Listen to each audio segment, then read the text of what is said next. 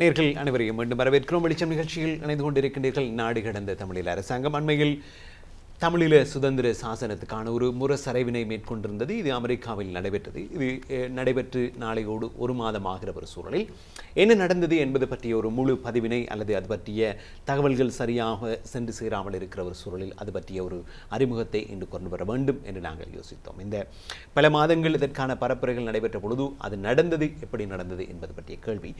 ஆகவே சில முக்கியமான உரைகள் அங்கே பல நாட்டு பிரதிநிதிகள் பல முக்கியமான விடுதலை அமைப்புகளுடைய செயற்பாட்டாளர்கள் எல்லோரும் வந்திருக்கிறார்கள். அது பற்றி அவர்களுடைய கருத்துக்களிலிருந்து சில காத்திரமான பதிவுகளை இங்கே கொண்டு வர காத்திருக்கிறோம். அதற்கிடையில் ஜெயந்தன் உங்களிடம் ஒரு விடயம் கேட்க வேண்டும். போது இந்த சாசனம் முரசறையப்படுகிற இடம் பற்றி பலவிதமான பரப்புரைகள் செய்யப்பட்டதை நாங்கள் கேள்விப்பட்டோம். அது அமெரிக்காவினுடைய சுதந்திரத்தில் ஒரு முக்கியமான அங்கம் வகித்த ஒருவருடைய இடம், இப்படியெல்லாம் பலவாறாக கதைக்கப்பட்டது. அந்த காட்சிகளில் உண்மையில் அந்த பிரம்மாண்டம் என்பது வெளியில் கொண்டு வரப்படவில்லை என்று நினைக்கிறேன். ஆனால் அங்கே இருந்த உணர்வு சென்றவர்களுக்கு தெரியக்கூடியதாக இருக்கும். நீங்கள் சென்று இருந்தீர்கள் அந்த காட்சியில் கூட வந்ததில்லை. அந்த இடம் அது எங்கே நடந்தது என்பது பற்றி அந்த விடயங்கள் அங்கே இருந்த உணர்வு சூழல் பற்றி சொல்லுங்கள். அது வந்து இப்போ 2-3 நாளாக நடந்த விஷயம்.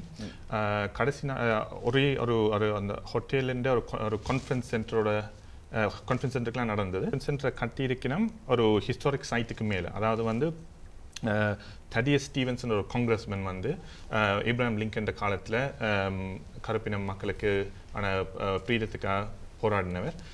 அவர்கிட்ட அந்த ஃபவுண்டேஷன்ஸை வந்து அதை கிண்டி கொண்டு போய்க்கு தான் 2001 அப்படியே அவையில் கண்டுபிடிச்சவர். இப்போ அதோட வந்து ஒரு முக்கியமான சைட் வந்து கிளாஸிஃபை பண்ணி அதுக்கு மேலே தான் அந்த ஹோட்டலையும் கான்ஃபரன்ஸையும் கட்டியிருக்கணும். இப்போ நாங்கள் இந்த முரசறைவு செய்த அந்த ஹோலும் வந்து அதுக்கு பின் பக்கத்தில் வந்து கிளாஸால் அந்த ஃபவுண்டேஷன் தான் கவர் பண்ணி அந்த இடங்களில் கண்டுபிடிச்ச அந்த டாக்குமெண்ட்ஸ்லேருந்து பிளேட்டுகள் எல்லா சாமானும் வந்து ஒரு மியூசியம் மாதிரி வச்சிருக்கணும். பட் நாங்கள் இந்த முரசறைவை செய்து கொண்டிருக்கிற அந்த 2-3 நாள்லேயும் வந்து அமெரிக்காவிலேருந்து இருக்கிற வேறு மாநிலங்கள்ல இருந்தும் வந்து ஆட்கள் டூரிஸ்டாக வந்து பார்த்து கொண்டு போனவன். அப்போ அந்த மியூசியத்தையும் பார்த்துட்டு மற்றது முன்னுக்கு எங்கட விஷயம் நடக்கிறபடியாக அதையும் பார்த்து கேள்விகள் கேட்டுட்டு போனவன். அப்போ அது கொஞ்சம் ஒரு பிரியோசனமாக இருந்ததுன்னு சொன்னால் நாங்கள் அந்த போர்டில் எங்களோட நாட்டில் நடக்கிற பிரச்சனைகள் வரலாறு முள்ளிமாக்கள் என்ன நடந்தது அந்த 18ஆம் தேதி மே மாதம் என்றதையும் வந்து மற்றது இந்த சுதந்திர சாசன அந்த விஷயத்தையும் வந்து நாங்கள் இருக்கிற ஆட்களுக்கு கொடுத்துனாங்க. அப்போ அது கொஞ்சம் பிரியோசனமான ஒரு இடமாக இருந்தது. உண்மையில் உலகத்தின் பல இடங்களிலிருந்தும் பல பேர் வந்து கலந்து கொண்டதாக நாங்கள் கேள்விப்பட்டிருக்கிறோம். அந்த அடிப்படையில் இங்கே நேர்கள் அதில் பலருடைய நீண்டு செல்கிற பட்டியல் வருகிறது. பலருடைய உரைகள் இடம்பெற்றிருக்கின்றன. அதிலிருந்து ஒரு கொஞ்சத்தை மாத்திரம் நேரம் கருதி நாங்கள் எடுக்க காத்திருக்கிறோம். குறிப்பாக உங்களுக்கு தெரியும் ஒரு சிங்களவர் ஆஸ்திரேலியாவில் இப்போது வாழ்ந்து வருகிற டாக்டர் பிரையன் செனவிரட்ன என்கிற நபரை பற்றி நீங்கள் கேள்விப்பட்டிருப்பீர்கள்.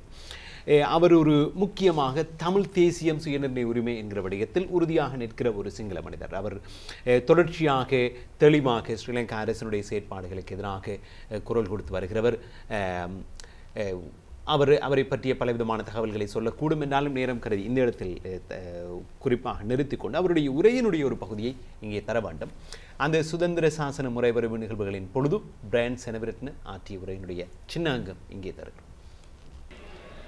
I'm from Australia and I've come from to launch the Freedom Charter of the transnational government. I'm a Sinhalese who believes that the only solution in Sri Lanka is to have 2 separate states, and that is the only way in that country is going to survive.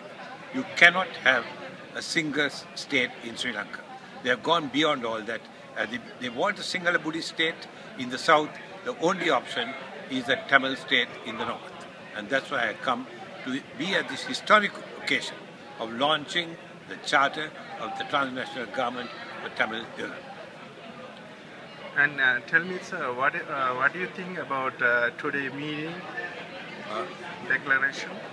I have been to many meetings over the last 45 years that I campaigned for the Tamil people. This is by far the best and most inspirational meeting I have ever attended in 81 years on this globe.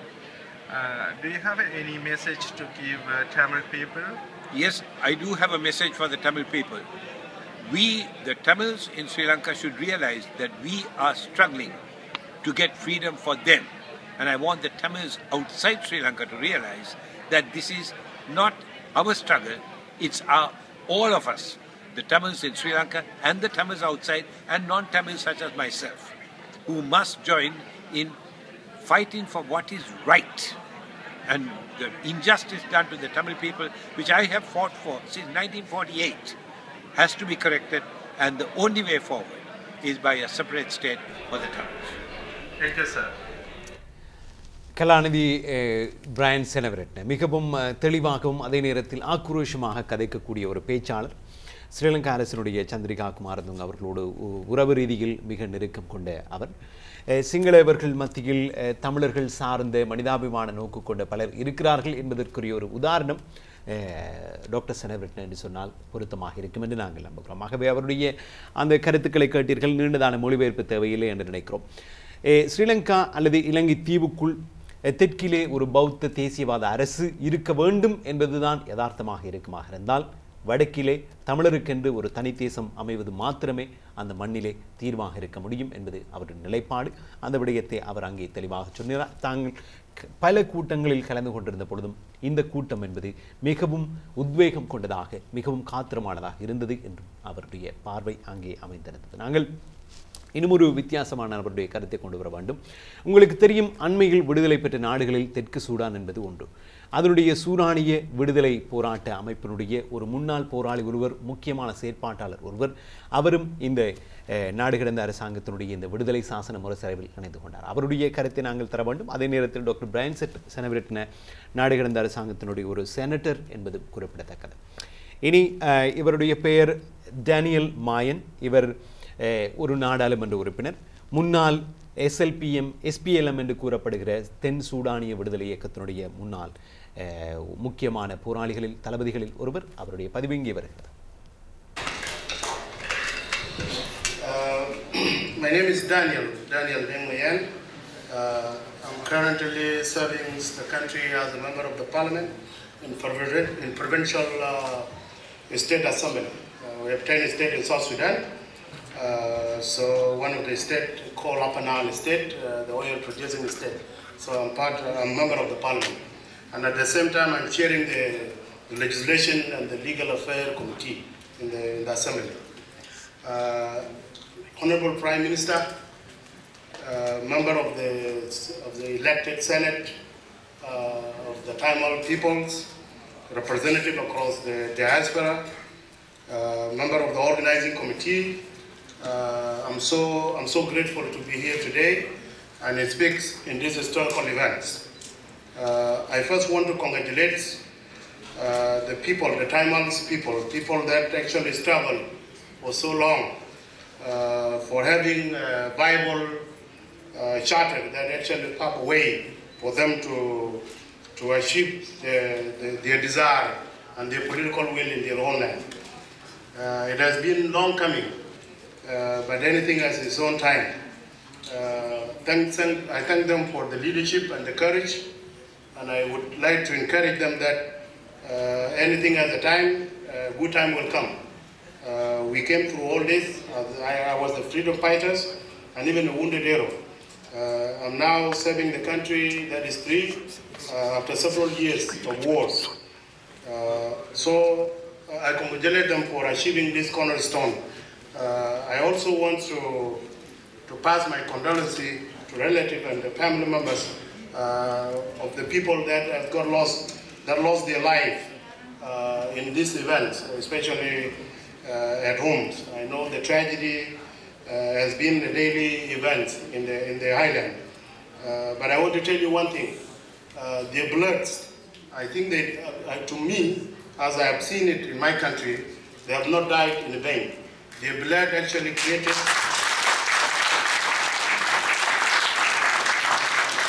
the blood of these people actually will cement the foundation of the nation that you are dreaming for.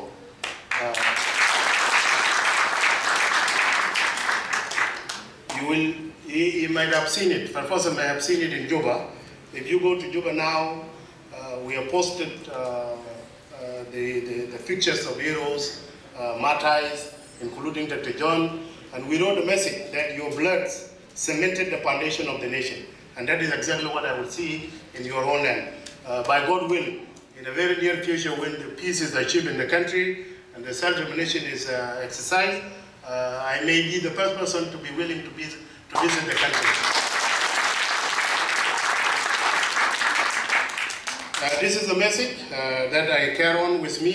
I thought about it at night and I say to myself that these people will achieve their goal. The blood of these people is not in vain. It creates the foundation. And that will be the case. Now you have a charter in your hand. And that is a principle that you will negotiate upon. And that actually tells the aspiration and the demand of the people, which is the self-determination. When they see, I'm talking about the government in Sri Lanka, when they see that you are succeeding internationally, they will come with all the resources that they have and divide you. And even mobilize the international community against you. அது உண்மையில் Daniel மாயன் இவர் இப்போது தென் சூடானின் நாடாளுமன்ற உறுப்பினராக இருக்கின்ற அதே காலத்தில் SPLM என்று கூறுகிற தென் சூடானிய மக்கள் விடுதலை இயக்கத்தினுடைய முக்கிய தளபதிகளில் ஒருவராக இருந்தவர். ஜெயந்தன், நீங்கள் அங்கே கலந்து கொண்டது உங்கள் இருவரோடும் கேட்க வேண்டும். பொது டாக்டர் பிரையன் செனவெரட்ன அவருடைய ஒரு வாய்ஸ் கட், அவருடைய ஒரு பதிவொன்றை கட்டும். அவரை பற்றி அநேக மாணவர்களுக்கு தெரியும் என்றபடினால் நான் இந்த தென் சூடான் நாடாளுமன்ற உறுப்பினர் பற்றி அந்த உரை ஒரு தங்களுடைய ஆதரவை தங்களுடைய தெருக்களிலும் உங்களுடைய இரத்தத்தால் இந்த தேசத்தை உருவாக்கினீர்கள் என்று தங்களுடைய மாவீரர்களை பற்றி அங்கே எழுதப்பட்டிருக்கிறது என்றும் அப்படியான ஒரு நாள் உங்களுக்கும் வரும் என்பது அவருடைய என்ன விடயம் அரசியல் ரீதியாக முக்கியத்துவமான விடயங்கள் அங்கே சொல்லப்பட்டது. முக்கியமாக வந்து இவர் ஒன்று சொல்லணும்னு சொன்னால் இவர் ஒரு போராளி, அதாவது தென் சூடான் என்ற போராட்டத்தில் வந்து காயப்பட்டு ஒரு முக்கியமான போராளி. இப்போ நாடு சுதந்திரம் அடைஞ்ச பிறகு அந்த பார்ட்டியில் சேர்ந்து அவர் ஒரு பாராளுமன்ற உறுப்பினராக இருக்கிறார்.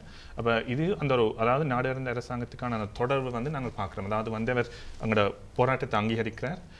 ரெண்டாவது வந்து எதிர்காலத்தில் தமிழீழம் அமைக்க வந்து அவர் முக்கியமான முதலால் அவர் போவார் என்றதையும் வந்து இங்கே சொல்கிறார். அப்போ இன்டர்நேஷ்னல் எங்களுக்கு, அதாவது சர்வதேச ரீதியாக எங்களுக்கான நண்பர்கள் தேவையான விதத்தில் நாங்கள் இதை ஒரு முக்கியமான ஒரு விஷயமாக பார்க்குறோம். அதாவது சூடானுக்கு விடுதலைக்காக போராடி எங்களோட போராட்டம் நியாயமானது என்று சொல்லி எங்களோட சுதந்திர சாசனம் ஒரு முக்கியமான மைல் கல் ஏற்றுக்கொண்டு எதிர்காலத்தில் எங்களுக்கு விடுதலை வரும், அதில் வந்து முக்கியமான அவர்கிட்ட சப்போர்ட்டும் இருக்குமென்றதை வந்து அவர் உறுதிப்படுத்தி சொல்கிறார்.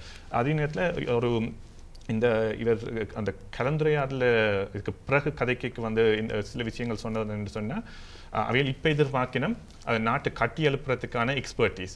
அப்போ அதில் வந்து இன்றைக்கு எங்களோட சுதந்திர சாசன முரசறைவில் வந்து பல புத்திஜீவிகள், லெக்சரர்ஸ் அவரெல்லாம் கலந்து கொண்டவன். அப்போ அவையில் அந்த டீட்டெயில்ஸ் கான்டாக்ட்ஸ் எடுத்துக்கொண்டு வேணும். அதாவது வந்து அவையில் எதிர்காலத்தில் பிளான் பண்ணணும்னு சொன்னால் நாடு அரசாங்கத்துக்குள்ளால சுடானில் போய் அங்கே அந்த நாடு வளர்ச்சி அடைகிறதுக்கான எக்ஸ்பர்டீஸை வந்து கொடுப்பினோம். அப்போ அது எங்களுக்கான குட்வில் வளர்க்குது என்னன்னு சொன்னால் எதிர்காலத்தில் யூஎன்ல வந்து ஒரு ரெஃபரண்டமுக்கு நாங்கள் போராடி கொண்டிருக்க சவுத் சுடானும் வந்து உங்களுக்கு முழுமையாக ஆதரிக்கும்னு சொல்லி நாங்கள் எதிர்பார்க்கலாம். இப்போ அந்த குட்வில்லை வந்து நாங்கள் மற்ற நாடுகள்லையும் வந்து நாங்கள் முயற்சித்து பார்க்கணும். இது ஒரு நல்ல விஷயம். மற்ற பிரையன் செனவரை பற்றி சொல்ல விரும்புன்னு சொன்னால் ஒன்று அவர் ஒரு சிங்களவர்.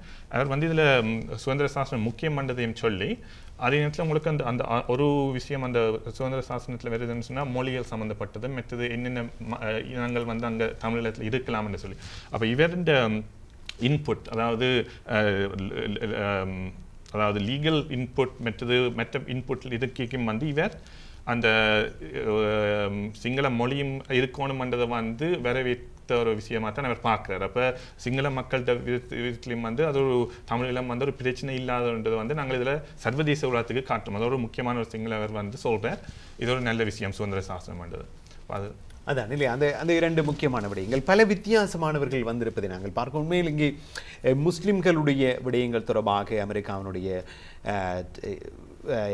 டெம்பிள் யூனிவர்சிட்டி ஃபிலடெல்ஃபியா, அமெரிக்காவில் இருக்கக்கூடிய ஃபிலடெல்ஃபியாவில் இருக்க டெம்பிள் பல்கலைக்கழகம் அதனுடைய சமூக மற்றும் அரசியல் செயற்பாட்டாளராகவும் அதனுடைய விரிவுரையாளராகவும் இருக்கிற இம்தியாஸ் ரசாக் அங்கே ஒரு முஸ்லிம்களுடைய சார்பில் ஒரு காத்திரமான கருத்தை வைத்திருந்தார். அதனை தருவதற்கிடையில் நல்பாலாம்பிகை அவர்கள் உங்களிடம் கேட்க மாட்டேன். போது இந்த கூட்டம் இப்போது நாங்கள் லண்டனிலிருந்து தொலைக்காட்சி வழியாக பலரும் பார்த்திருந்தோம்.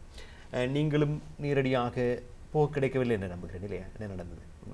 நீங்கள் அந்த கூட்டத்துக்கு போவதாக இருந்தது, நீங்கள் முக்கியமான ஏற்பாடுகள் எல்லாம் செய்திருந்தீர்கள். என்ன? ஆமாம், போவதாக இருந்தது. ஆனாலும் நாங்கள் எங்களுக்கு கனடாவில் அலுவல் இருந்தபடியாக நாங்கள் கனடாவுக்கு தான் போனாங்க. கனடாவுக்கு போயிட்டு அதால் அமெரிக்காவுக்கு போகணுன்னுக்க கனடாவிலும் ஆட்கள் இல்லை. இந்த மே 18 செய்வதற்கு இந்த முரசறைவை காட்டுவதற்கெல்லாம் ஆட்கள் இல்லாதபடியாக நாங்கள் அங்கேயே நின்று இந்த நிகழ்வுகளை நடத்தியிருந்தோம். நிறைந்த அளவிலே நடந்திருந்தோம். என்னென்னு சொன்னால் எல்லாருமே அந்த மெம்பர்ஸ் எல்லாம் அங்கே போய்விட்டபடியால் நாங்கள் கனடாவில் தங்க வேண்டிய நிர்பந்தத்துக்கு உள்ளாக்கப்பட்டுள்ளோம். இப்போது எவ்வளவு பேருடைய ஒட்டுமொத்தமான ஆதரவு என்பது கிடைத்திருந்தது? இப்போது இந்த பல மக்கள் மத்தியில் நீங்கள் கருத்துக்களை கேள்வி கொத்துக்களை அனுப்பி கேட்டிருந்தீர்கள். அதனுடைய இறுதி வடிவம் மிகச் சுருக்கமாக சாராம்சமாகத்தான் அந்த சாசனம் சில பக்கங்களுக்குள்ளே வந்திருக்கிறது என்று நினைக்கிறேன், சில அம்சங்களோடு மாத்திரம். இறுதியாக இப்போது ஒரு மாதம் கடந்திருக்கிற ஒரு சூழல் எவ்வளவு மக்கள் உண்மையாக இந்த கேள்வி கொத்துக்களை நிரப்பியிருந்தார்கள், எவ்வளவு பிரதிபலிப்பு மக்களிடமிருந்து? உண்மையிலேயே நாங்கள் ஆச்சரியப்படக்கூடிய விஷயம் 1,00,000க்கு மேல் 1,17,000 சம்திங் இந்த எக்ஸாக்ட் அமௌண்ட் தெரியவில்லை. 1,17,000க்கு மேலே மக்கள் ஆதரவு தந்திருக்கிறார்கள். ஏன் நாங்கள் அங்கே போன பிறகே இங்கே எங்களிடம் கட்டாக குவிந்திருக்கிறது அவர்களின் கருத்து. நாங்கள் 14ஆம் தேதி முடித்து விட்டோம். சிலர்கள் தெரியாமல் திரும்ப அனுப்பினார்களோ தெரியாது, நிறையவே கிடந்தது. எங்கள் வீட்டில் வரும்போது நிறையவே போஸ்ட் கிடந்தது. எங்கள் போஸ்ட் பாக்ஸில் போய் பார்க்கும்போது இப்போ போஸ்ட் ஆஃபீஸிலேயே இயங்கி விட்டார்கள், எங்களுக்கு அவ்வளவு காகிதம் நிறைய வார இல்லை. அது வரும்போது இவ்வளவு காகிதம் உங்களுக்கு வந்திருக்கிறதாண்டு நாங்களே ஆச்சரியப்பட்டிருக்கோம். அப்படி மக்கள் நிறைய ஆர்வமாக கலந்து கொண்டார்கள். எங்கள் சந்தோஷப்பட வேண்டிய விழியம் என்னென்று சொன்னால், நாங்கள் மக்களை விழிப்பாக வைத்திருக்க வேண்டும். நாங்கள் தான் என்னென்னா மக்களுக்கு விழிப்புணர்வு நிறையவே இருக்கிறதுன்றது இந்த சுதந்திர சாதனத்துக்கு பிறகுதான் நாங்கள் எங்களுக்கு நிறையவே சந்தோஷமாக இருக்கிறது. மக்கள் இவ்வளவு ஆர்வமாக இருக்கிறார்கள். நாங்கள் நினைச்ச மக்கள் வெறுப்படைந்து விட்டார்கள் எங்கள் தமிழீழத்தில் என்று நினைத்தோம். அப்படி அல்ல, எங்களுக்கு ஒரு நாடு வேணுமென்றதில் நிறையவே அவர்களுக்கு நம்பிக்கையும் இருக்கிறது. 1,00,000க்கு அதிகமான பேர் இதனை அனுப்பி இருக்கிறார்கள் என்று சொல்வது ஒரு முக்கியமான விடயம் நினைக்கிறேன். அது இந்த 4 ஆண்டுகளுக்கு பிறகான ஒரு சூழல் இல்லையா? நாங்கள் இன்னும் ஒரு பதிவினை பார்க்க வேண்டும். இப்போது நாங்கள் தென் சூடானிய விடுதலை இயக்கம் சார்ந்து ஒரு அண்மையில் விடுதலை பெற்றிருக்கிற ஒரு தேசம், அது எங்களுக்கு ஒரு உதாரணமாக இருக்கிற ஒரு சூழலில் அந்த நாட்டினுடைய நாடாளுமன்ற உறுப்பினர் வந்து பேசுவது என்பது எங்களுக்கு ஒரு புதிதான பார்வையாக இருக்கிறது. அதே சமயத்தில் ஒரு தமிழீழத்துக்கான சுதந்திர சாசனம் எழுதுகிறோம், ஒரு சிங்கள செயற்பாட்டாளர் வந்து ஒரு சிங்களுடைய பார்வையில் இருந்து கொண்டு அந்த விடயத்தை பார்க்கிற ஒரு பார்வையை கொண்டு வந்திருக்கிறோம். அடுத்து நாங்கள் பார்க்க வேண்டியது முஸ்லிம்கள் இதனை எப்படி பார்த்தார்கள். ஆகவே பிலடெல்பியாவில் இருக்கக்கூடிய டெம்பிள் பல்கலைக்கழகத்தினுடைய விரிவுரையாளர் இம்தியாஸ் ரசாக் அவர்களுடைய கருத்தை இங்கே கேட்பது பொருத்தமாக இருக்கு. அவர் கொஞ்சம் இங்கே தரலாம்.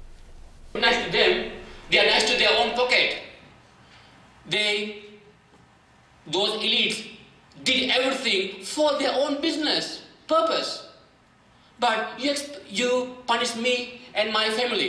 I mean, we in a sense Muslims. So the things have done, the wrongs have gone on both sides. The question here is, what can we do? This is what I always ask everywhere I go, because I respect your right. I really want to do my best before I die to seek some solution to ethnic conflict, to the Tamil question. As morning somebody said, the Muslim fact is very impossible. Muslim, you cannot reach your dream Tamil Elam, even if India support you, even if global map would change, you would not get Elam if you don't seek compromise with these people. Important factor which many Western scholars don't understand it. Professor Francis Boyce do not understand this factor. He would tell you legal frame. He doesn't know my feelings, my suffering. It's next to impossible, I speak slowly, next to impossible to win Tamil Elam without Muslim support. Then you may say, you go out. We would not go out. We can't go out. This is my land too. Ampara, Trincomalee, somebody talking about Trincomalee. That's my land. But things can be done. The Muslims here have lived together with Tamil for years, for centuries. We live together with you guys. And they are nice people like you and me. Nice people. Bridge can be built. How? How it can be built? From heaven? No, I don't believe in God. Anyway, I don't think Allah will come down to build a bridge here. We can do it. You and I can do it. It's hard. I'm so happy. Just 3 or 4 weeks ago, somebody there was talking about what I wrote exactly here from him. He was saying something had occurred. Tamil have to. He didn't use that word of sorry. I understand, but he was not very happy about what had happened by LTD, which is really good, very positive, very positive. My point here, as morning, Professor Raja mentioned, the Muslim factor should be addressed. It's very important. It's very important for your journey. It's next to impossible to win your journey if you don't have a collaboration and cooperation with these Muslims who themselves consider as a separate ethnic group. I have contact. Many Muslims would now feel the need of the Tamil resistance. They know. So time is here. But are we ready? With that question, I stop my presentation. It's not presentation, it's my point. We can go ahead after, if you have a time. Again, I just want to thank Professor Sunaraja for that nice point, which otherwise, I would have spent almost 2 hours to explain that point. He mentioned very nicely Muslim factor. Yes, that fact needs to be addressed. It's beyond the legal scholarship, but beyond the political science, beyond sociology. The fact is there. That fact needs to be addressed, and it's not going to happen. I also don't know how Tamil even chart. நிச்சயமாக ஒரு வித்தியாசமான ஆனால் மிகவும் சில நேரங்களில் சொல்வார்கள் ஆபத்துமிக்க ஆனால் யதார்த்தமிக்க ஒரு கருத்து என்று சொன்னால் நான் நம்புகிற பட்சத்தில் இம்தியாஸ் ரசாக்கினுடைய பார்வை அங்கே மிகவும் யதார்த்தமாக இருக்கிறது. இம்தியாஸ் ரசாக் சொல்கிற விடயம் அநேகமான தமிழர்களுக்கு உடனடியாக விரும்பி ஏற்றுக்கொள்ளக்கூடிய கருத்தாக இல்லை. ஆனால் அங்கே ஒரு மிகவும் ஆபத்துமிக்க ஒரு உண்மை பொதிந்திருப்பதை நாங்கள் பார்க்கிறோம். அவர் இந்த துணிச்சலாக இந்த தமிழர்களுடைய இந்த சுதந்திர சாசன பிரகடனத்தின் பொழுது அவர் சொல்கிற விவகாரம், நீங்கள் அவர் அடிக்கடி தொட்டு காட்டுகிற அந்த கிழக்கு அம்பாறை மாவட்டத்தினுடைய அந்த மண்ணிலே வாழ்கிற அந்த முஸ்லிம்களுடைய ஒத்துழைப்பு இன்றி, அவர்களுடைய இணக்கமின்றி, அவர்களுடைய இணக்கமான ஒத்துழைப்பு இன்றி தமிழீழத்தை வெல்வது என்பது எந்தளவு தூரம் உறுதியானது என்று தனக்கு தெரியாது என்பது அவருடைய பார்வையாக இருக்கிறது. உலகத்தினுடைய சமூகவியல் தத்துவங்கள், பொருளாதார அரசியல் விஞ்ஞானங்கள் இவையெல்லாம் பற்றி நாங்கள் பேசலாம். ஆனால் இந்த பிரச்சனை என்பது முஸ்லிம்கள் சம்பந்தப்பட்ட விவகாரம் என்பது இந்த அத்தனை தத்துவங்களுக்கும் இந்த அத்தனை விஞ்ஞானங்களுக்கும் அப்பாற்பட்ட ஒரு யதார்த்தமாக இருக்கிறது. உறவு என்பது 2 தரப்புகளில் கட்டப்பட்டாக வேண்டும், கட்ட முடியும். அது கட்டப்படுகிற பொழுது இந்த சாசனம் என்பது அர்த்தபுஷ்டியாக அமையும் என்பது அவருடைய வாதமாக இருக்கிறார். நான் நினைக்கிறேன் அவர் சொன்ன விடயத்தை சரியாகத்தான் மொழிபெயர்த்திருக்கிறேன் என்பது என்னுடைய நம்பிக்கை. ஜெயந்தன், அங்கே இருந்தீர்கள். எப்படியான ஒரு பிரதிபலிப்பை அவருடைய உரை என்பது அங்கே ஏற்படுத்தியது என்று சொல்லுங்கள். அவர் சொல்கிற விடயம் எந்தவித விட்டு கொடுப்புக்கும் இடமில்லாமல் அவர் பேசியதை நாங்கள் பார்த்தோம். என்ன நடந்தது என்று சொல்லுங்கள். ஓகே, இப்போ நடந்து கொண்டிருக்கேன் எனக்கு நான் பார்த்து கொண்டிருந்தேன். எல்லாரும் எல்லாம் பேப்பர் ஓடி கொண்டிருக்கேன், பாயிண்ட்ஸ் எல்லாம் எழுதி கொண்டிருக்கேன். இப்போ நாங்கள் என்ன சொன்னால் சில பேருக்கு அட்வைஸ் கொடுத்தாங்கன்னு சொன்னால் இது நல்ல விஷயம். ஒரு முஸ்லீம் இவர் இதில் பேசுகிறார், அவர்கிட்ட கருத்துக்களை சொல்கிறார். அதுக்கு ஒரு நாகரிகமாக நல்ல வடிவாக தான் சொன்னார். அப்போ நாங்கள் என்ன சொன்னால் அது அந்த கருத்துக்களை சொல்லிக்கு கொஞ்சம் டிப்ளமேட்டிக்காக போட்டு அந்த உறவை வளர்க்கணும்னு தான் நாங்கள் எல்லாரும் எதிர்பார்த்தோம். அதில் அப்போ முக்கியமாக இதில் சொல்ல முடியும், இப்போ வேற ஒரு ப்ரொஃபஸர் அமெரிக்காவில் பொலிட்டிக்கல் ஆக்டிவிஸ்ட், சோஷியல் ஆக்டிவிஸ்ட், இலங்கை முஸ்லிமாக அவர் ஒரு உதாரணம் சொன்னவர் என்ன சொன்னால், முள்ளிவாய்க்கால் நடக்கிற நேரம் அந்த கடைசி மாதங்களில் இவர் தனக்கு தெரிஞ்ச முக்கியமான முஸ்லீம் நபர்களை சர்வதேச ரீதியாக தொடர்பு கொண்டவர். ஒரு இன்டர்நேஷனல் ரீதியாக நாங்கள் ஒரு பெட்டிஷனை போடுவோம்னு சொல்லி முஸ்லீம் மக்கள் இதுக்கு எதிராக நிற்கணும்னு சொல்லி. அப்போ இந்த முயற்சியில் சில பேர் ஆதரவாக இருந்தவர். ஆனால் பலர தொடர்புகளுக்கு ஒரு அதாவது அந்த அவர் அந்த முஸ்லீம் மக்களுக்கு சில மட்டங்களை பிரிக்கிறார். இவர் சொல்கிறார் என்றால் அவரை கேட்டதாம், இவர் அந்த இம்தியாஸை கேட்டுதான் உங்களுக்கு என்ன விசாராண்டு சும்மா இருங்கோன்னு சொல்லி. அப்போ அந்த முஸ்லீம் சமூகத்துக்குள்ளே சில பிரச்சனைகள் விளக்கம் இல்லாததெல்லாம் இருக்குது. ஆனால் இவர் அந்த முழு விஷயத்தையும் விளங்கி இதுக்கு ஒரு சரியான தீர்வு கதைச்சு தான் நாங்கள் வரணும்ன்றது அவர் உறுதியாக இருக்கிறார். அதாவது அந்த நடந்தது எல்லாத்தையும் ஏற்றுக்கொண்டு அவர் நாங்கள் அந்த கதை கேட்க கடைசியில் எல்லாரும் ஏற்றுக்கொண்ட விஷயம் என்று சொன்னால், சவுத் ஆஃப்ரிக்காவில் நடந்த ஒரு ட்ரூத் அண்ட் ரீகன்சிலியேஷன் மாரி எதிர்காலத்தில் ஓரளவுக்கு சீக்கிரமாக நாங்கள் செய்ய வேண்டிய ஒரு கட்டத்தில் இருக்கிறோம். அதாவது இப்படித்தான் நடந்தது என்று சொல்லி அந்த 2 சமூகம் முந்தி எப்படி இருந்தவையோ, அதாவது 1000 இயர்ஸாக இவர் சொல்கிறார் தான் இருந்தாங்க. இப்போ சில பொலிட்டிஷியன்ஸால தான் இந்த பிரச்சனை வந்திருக்குன்னு சொல்லியிருக்கார். இப்போ அந்த விரலை தொட்டு கொண்டு மற்றது